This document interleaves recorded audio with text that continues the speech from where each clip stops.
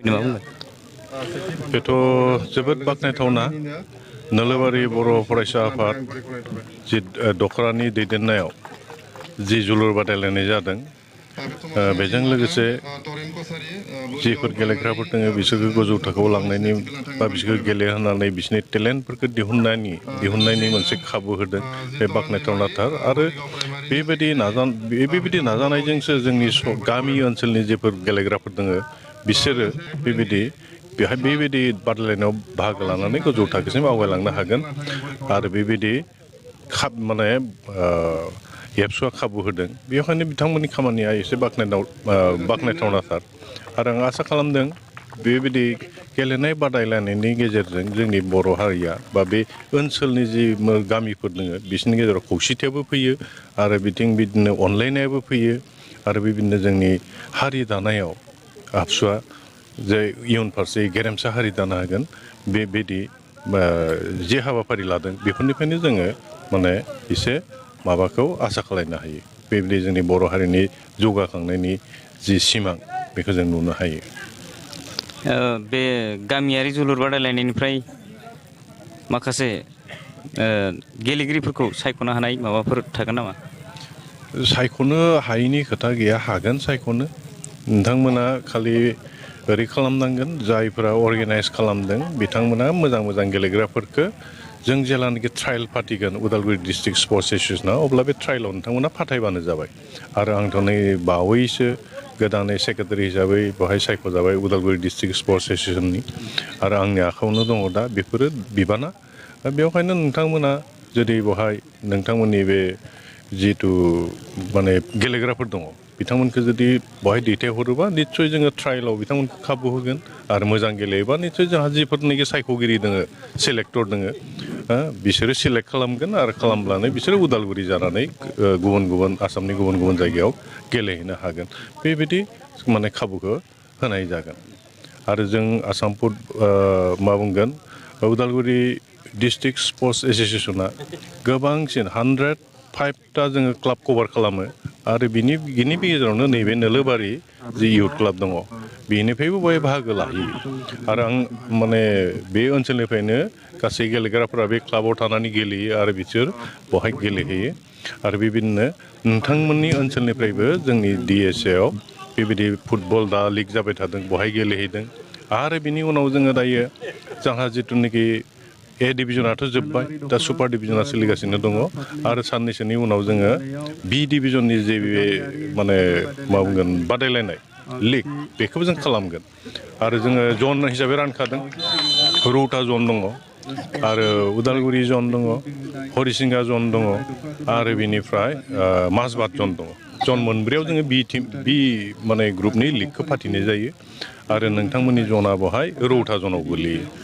आरो नोंथांमोननि जिफोरनिखि गामिनि क्लाबफोर दङ नोंथांमोना माबायाव थांदो बे बि डिभिजन लिगावहा नोंसोरनि क्लाबनि मुंखौ एन्ट्रि खालामनानै बेवहाय बाहागो लानो हागोन आरो बिनिफ्रायबो जों गोबां प्लेयारफोरखौ सेलेक्ट खालामनानै जोङो जोंनि डिस्ट्रिक्ट टिम बनायनानै जों गुबुनाव गेलेहोनाय जायो नोलोबारि दख'रा दुलाराय बर' फरायसा आफादनि बानजायनायाव दिनै गुथि गामियारि जोलुर बादायलायनाय अर्थात दख'रानि सिङाव थानाय दाफ्रोमबो गामिफोरखौ लानानै जोलुर बादायलायनाय गेलेनाया जोलुर बादायलायनायखौ होदों दा बेयो मोजां मोनसे दिनैसिम जिखिनि बादायलायनाय होबोबाय बियो बोसोरे उन्नत मोनसे पर्यायाव फैदों आरो बे रोखोमैनो फैबाय थानाय समाव जिहेतुके जोंनि यांगस्टार्स ओनसोलनि जायफ्रा बे रोखोमनि स्किल गोनां बे स्किल गोनां मानसिफोरखौ गामिनिफ्राय बे रोखोमनि स्किलखौ आरोबाव मोजां रोखोमै लाहोनायनि मोनसे बियो मोजां प्लेटफर्म आरो बे प्लेटफर्मखौ दख'रा दुलाराय बर' फरायसा आफादा आरोबाव मोजां रोखोमै बानायलांबाय थागोन बेखौ जोङो आसा फारिदों आरो दिनै नुफैनानै जोबोद गोजोननाय मोन्दों जे दख'रानि सिङाव माखासे जिखिनि गेलेनायनि जि मा होनांगोन बेखौ स्किल सुबुंफोरनियाव दङ गेलेगिरिफोरनियाव दङ बियो जोबोद मोजां जादों आरो फैबाय थानाय समाव बे रोखोमैनो बिनि गेजेरजों आरोबाव मोजां रोखोमनि सोलोंलांबाय थानो हानाय जिखिनि खाबुफोर बियो मोनबावगोन आङो हास्थायदों दख'रा दुलाराय बर' फरायसा आफादनि दैदेननायाव फैबाय थानाय बोसोरफोराव बेनिख्रुइ आरोबाव उन्नत रोखोमनि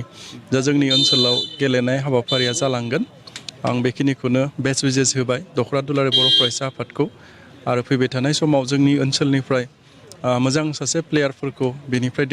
दिहुननानै हरनो हायो आरो ओनसोलाव मोनसे मोजां नामफोरखौ खामायनायनि जि प्लेटफर्म बानायना होदों बेयो जोबोद बाख्नायथाव आरो दुलाराय बर' फरायसा आफादनि जा मिशन बेखौ मोनसे इमप्लिमेन्ट खालामदों आं बेखौ बिनि थाखाय दख'रा दुलाराय बर' फरायसा आफादखौ रोजा रोजा साबायखर जासिबाय नंगौ जोंनि नोलोबारि दख'रा दुलाराय बर' फरायसा आफादा नैबे हाबाफारि थामहिनबा गुथि गामियारि जोलुर बादायलायनाय हाबाफारि बे हाबाफारिखौ जोङो थांनाय 9 बोसोर आगोलनिफ्राय खुंबोबाय थानानै दिनै नैबे गुथि बोसोरनि दिनै सेथि हाबाफारि एबा बेखेवनाय हाबाफारि बेखौ जोङो दायो मावफुंगासिनो दङ बे हाबाफारिखौ लानायनि जोंनि गाहाय थांखिफोरानो जाहैबाय जोंनि ओनसोलाव थाखोमानानै थानाय माखासे रोंगौथि गोनां गेलेगिरि फंबाय जोंनि बिदाफोर दङ बिथांमोना गोबां मोजां गेलेनो हानाय रोंगौथि एबा आदब खायदा बेफोरबायदि दङ नाथाय बिथांमोना गावनि रोंगौथिखौ दिन्थिनो हानाय जायगा बेबायदि गैया एबा प्लेटफर्म बिदि मोनाखै बेखौ मोनफुंहोनो थाखाय जोङो नैबे ग्रासरुट लेभेल एबा गामि गाहाय थाखोआवनो मोनफुंनो हाथों बेखौ नोजोर बोनानै जों नैबे हाबाफारिखौ खुंफुङो लोगोसे जोंनि दख'रानि सिङाव थानाय माखासे रेफ्रि एबा जाजमेन्ट जानो गोसो गोनां गोसो गुदुं जोंनि सेंग्राफोरा बे हाबाफारियावबो बाहागो लानो हायो नामा नैबेखौ नोजोर बोनानै जोङो बे हाबाफारिखौ खुङो बेबायदिनो जोङो 9 बोसोरनि आगोलनिफ्राय दिनैसिमहालागै जोंनि दख'रानि सिङावनो मोन 38 गामि दङ बिनि मादाव जोङो सा 12सो रेफ्रि जोङो सोरजिनो हाबाय होननानै बुंनो हायो डिस्ट्रिक्ट रेफ्रि स्टेट रेफ्रि बेबायदि जों जोंनि दख'रायाव दायो मोननो हाबाय दा जोंनि दख'रानि रेफ्रिजों जोङो माने उदालगुरि डिस्ट्रिक्ट स्पर्ट्स एस'सियेसननिफ्राय पारमिसन लानानै जोङो बे हाबाफारिखौ दैदेननो हायो लोगोसेनो जोङो जोंनि गेलेनायनि माखासे नेमखान्थिफोर खालामनानै लायो बेफोर जाहैबाय जोङो जोंनि गामिनि अनगायै जों गुबुननि बिदि गेलेगिरि बिदि लाहोआमोन नाथाय जोङो माखासे थांनाय 8 बोसोराव नायनानै देग्लाय माबा मोनसे सोलायनो हायो नामा एबा जोंनि रोंगौथि लानायफ्राव एसे साबसिन जायो नामा नैबेखौ नोजोर बोनानै जोङो गुबुननिफ्राय एबा जोंनि दख'रानि बाहेरनिफ्राय 3 जों बेबायदि गेलेग्रा एसटि माहारिनिफ्राय लाहोनाय जादों गासैबो गामिफोरखौहायो लोगोसेनो जोंनि दख'रानि सिङाव थानाय गामिफ्रा माखासेया गुबुन गुबुन जाथि हारि माहारिजों लोगोसे मोनसे गामि बेबायदि दङ जों बेफोरबायदि गामिफोरखौहायो गामियाव थाखानाय गुबुन हारिफोरखौहाय सानैयै जोङो लाहोनाय जायो बेबायदिनो जोङो नैबे गुथि बोसोरारि नैबे जोलुर बादायलायनाय बे हाबाफारिखौ बेबायदि नेमखान्थिफोरनि गेजेरजों खुंफुंगासिनो